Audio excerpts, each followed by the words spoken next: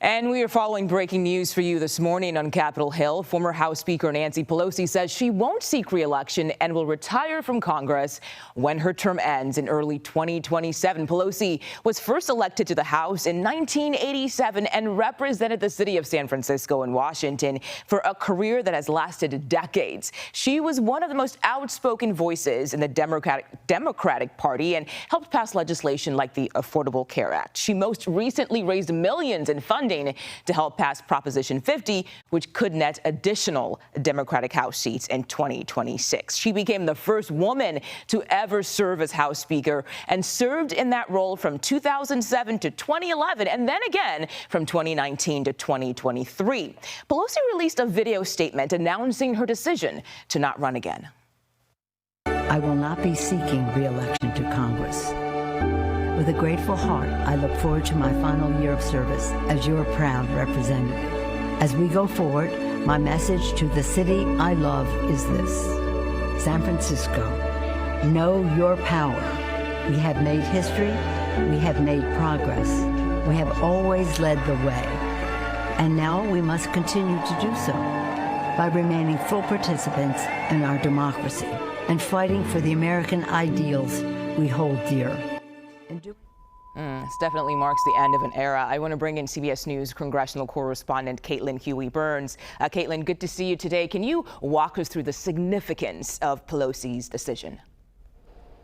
Oh, to say this is an end of an era is an understatement, Mugo. This is really huge news up on Capitol Hill, even though it was expected. She had teased an announcement after that California Proposition 50 ballot measure that passed on Tuesday. She was very influential in that. But still, this is having reverberations across the Capitol and really across the country nonetheless. I mean, Nancy Pelosi has been a fixture up here on Capitol Hill for nearly 40 years. When she exits next year, late next year, she will have served for 40 years. And what's remarkable, Mugo, is that she has overseen nearly, I think, 7 presidents while she's been in power. She's the first and only woman to wield the Speaker's gavel.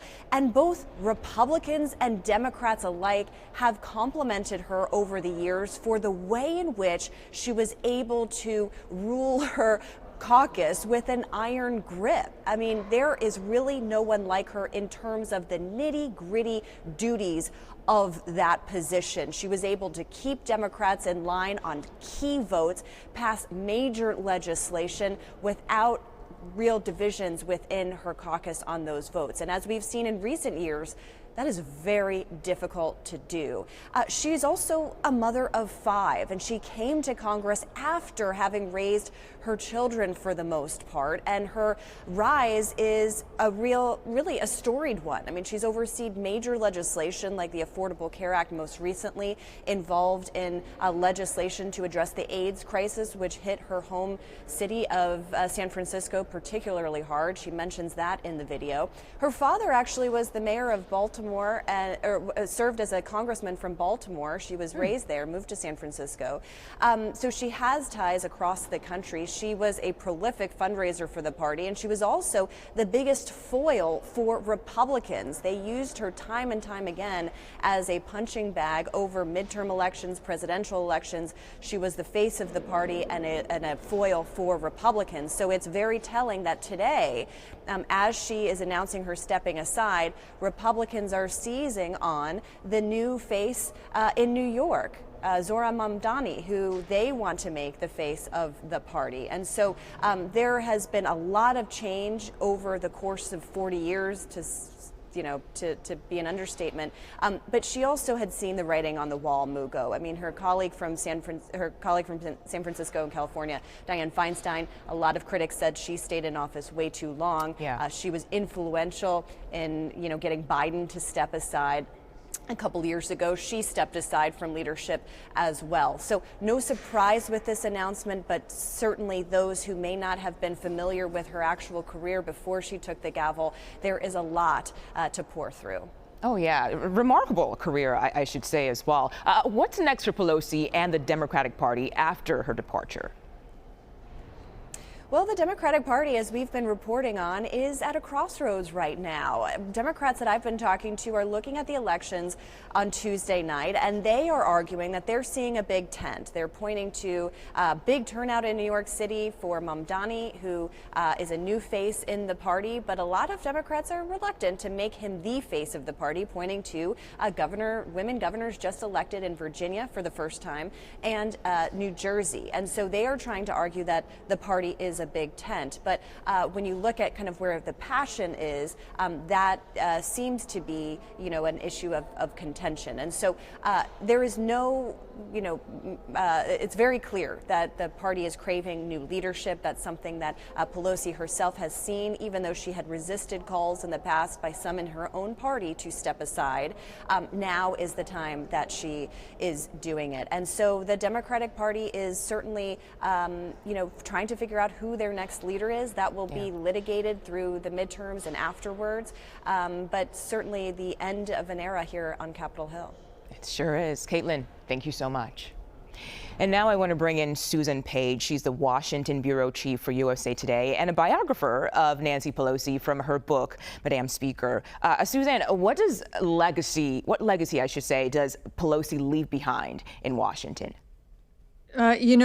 People like her policies or dislike them, but it is hard to deny that she has been the most consequential legislative leader of modern times. She stands in the company of people like Lyndon Johnson and Sam Rayburn in terms of her passage of big legislation like Obamacare, like the financial bailout in 2008, and in her power with presidents, leading the impeachment of Donald Trump twice, and just last year engineering the pressure on Joe Biden that convinced him to withdraw from seeking a second term. So her legacy is really, Muga, a considerable one. Yeah. She leaves a mark on this country.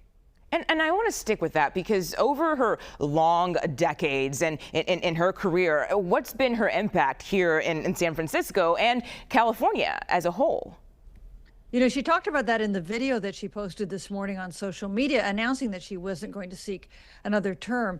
She cast herself as someone who loves San Francisco and who has delivered, she said, billions of dollars for projects in San Francisco and in California for things like bridges and parks and environmental projects and transportation projects and social projects and everything else. She has really delivered for the city. She's been in a position to do that. She's someone who never stopped cultivating her support in her district, which is one reason why she's had 20 elections, and the only one that was really close was the first one.